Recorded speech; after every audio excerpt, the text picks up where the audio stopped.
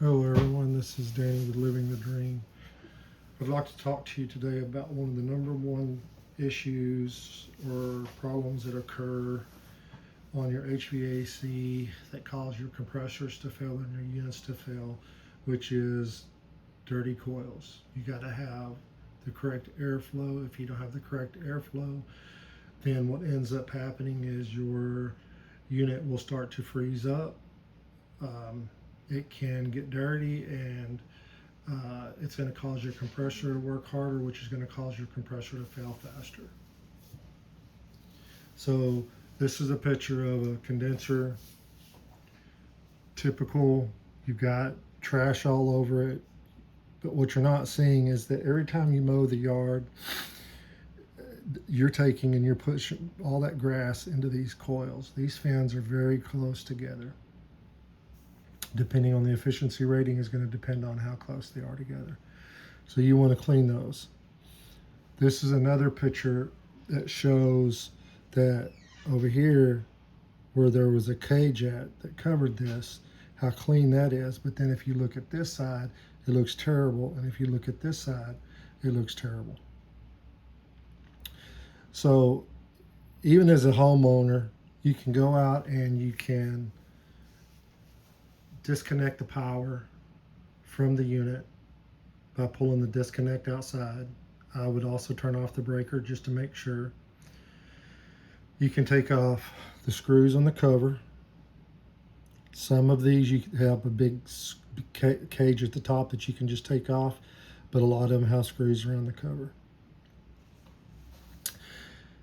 You want to look at how the wind is being pulled through those coils. So in a situation on a condenser, they're always going to be pulled from the outside into the inside, and then you're going to fill the air on top of the unit. So when you clean this, you want to use I don't like using acid. I use a non-acid, biodegradable, good coil cleaner, and I will take the 810 screws out, set the lid over to the side, and then I'm going to spray the inside of that with the coil cleaner, and then I'm going to take a water hose, and you don't want to do it on a jet high pressure because you can bend these coils. And once you bend the coils, you lose the efficiency of the AC unit. So I'll always start at the top, work my way all the way around the top, and then you just keep on going down until you get to the bottom. You will be amazed at how dirty those coils was. And as soon as you do that, you're going to also see your AC is going to probably not run it nowhere near as much.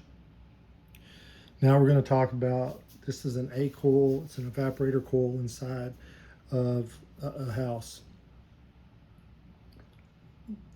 Again, airflow is, in my opinion, the number one thing on a unit. And so you have a filter that's setting down like this across. That filter has sometimes, they're cheap filters, so they don't catch very much.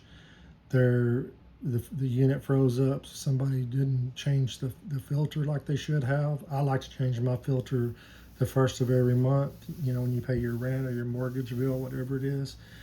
And I'll buy what I like to use is I buy a gallon of coil cleaner or a quart of coil cleaner, and then I'll mix it with my water, and I just put coil cleaner on it, and then every time I need to use it, I'll use it, but I'll use it in a pump-up sprayer, so that way it's got the long wand on it that you can actually reach in there with and spray this. Now, on a unit like this, you're going to look at when the air is being pushed through here. Well, the easiest way to look at this is which side is dirty and which side is clean. You don't want to push the dirt deeper into the clean side. You want to push the dirt, the trash, to the outside. So what I would do on this is I would spray it from the outside, and I would work it, let it set for a little bit with the coil cleaner. Let it set a little bit longer. And in between, you can take water and pour on those coils, and you'll start seeing how all of a sudden they'll clean up. and they'll start looking so much better and clean. The cleaner these coils, again, the more energy efficient your unit's going to be, because it's not fighting to pull air through these coils. And if these coils get completely clogged up, all it's going to do is freeze up. So most techs are going to automatically come out and say, hey, we need to replace your unit because of some reason, when the reality of it is, if you would have been keeping your coils clean, it would have been great. And I would recommend probably about every third time just taking that coil cleaner. Once you get these coils clean, cleaning it out, just spraying the coil cleaner on there and let it do its job. Turn the unit back on, let it do its job, and before you know it, your coil cleaners are clean. There's different types of coils. You have slant, horizontal, A-frame. You have all different types, and the key is just to look to see in which direction that they are. I mean, there's like this one here, you can see there's almost no air going through that. There's almost no air going through that, and this is very, very, very common. I would do this on a day that's not very hot, like if your AC unit is up in an attic, like on a cooler day or spring or something like that, to get it ready for the AC season. Most of your AC tune-ups will not include cleaning these coils. This is a picture of, and you can look at other videos that I've done and you can see the differences in the before and the after, but you're going to get airflow through here. You're not going to get airflow through here. And so just keep that in mind. The next thing here, this is called a squirrel cage. And a squirrel cage is what pulls the air through your evaporator coil. So this is your fan. And you got to realize you got trash that got past your filter. You've got trash that got past your coils, and now they're in your squirrel cage is what this is called, or that's what I call it. And what these are is each one of these little veins are shaped like a U, like this. And as you move the unit, shaped like, kind of like that. And as so that has that cup to catch the air to push the coils through. Well, the more shallow that cup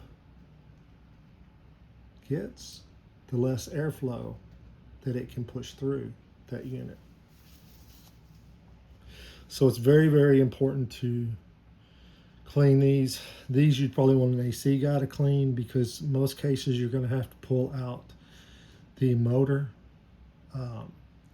which again isn't a big deal. You disconnect your power, you make sure you have no power, and then this thing is going to have some bolts up near the top or at the bottom that you have to unbolt. Usually it's 4. You slide it out. The motor, this is the motor shaft right here. It will, it's all attached, so the motor comes out with it. And you can't clean but one side, because this is in most cases on the other side as well. So you could clean just the front and you're going to get a 50% increase of the overall performance, but you're only going to get 50. In order to really do it, you got to be able to clean the backside. And what I would do is the same thing. I take them outside, I spray them down with a good coil cleaner, let it set, let it do its job, rinse it off with a water hose, see if I need to do it some more. If I do, then I will. But I'll do it until the coil cleaner is clean. This guy's, I took the picture of it. They're washing their coils. You can see it right here, that little spot. That is a water hose. So all they're doing is pushing the trash into those coils. That is the wrong way to clean coils. Don't, if your AC guy is out there and he's cleaning coils like that, then all he's doing is causing you other issues. But if you keep your system clean, your coils clean, you're going to run more efficient, your compressor is going to last longer, and your utility bills are going to be cheaper due to the fact of it's got a good airflow. Almost every time I hear people say, "Oh, it needs more Freon." No, it doesn't. This is a sealed system. Most places that this is going to fail at is going to be the caps where you put the Freon in. They're not. It's not. You know, you will get a bad condenser where you get a crack in it and you can see it because it's going to be an oily color. That means it's bad and it has a leak. But 9 times out of 10, these do not need Freon. They just need to be cleaned and serviced, and you'll notice a huge difference. So again, this is Danny with Living the Dream. Please like, share, subscribe. I'm trying to help the channel, trying to help the generation coming up. Thank you.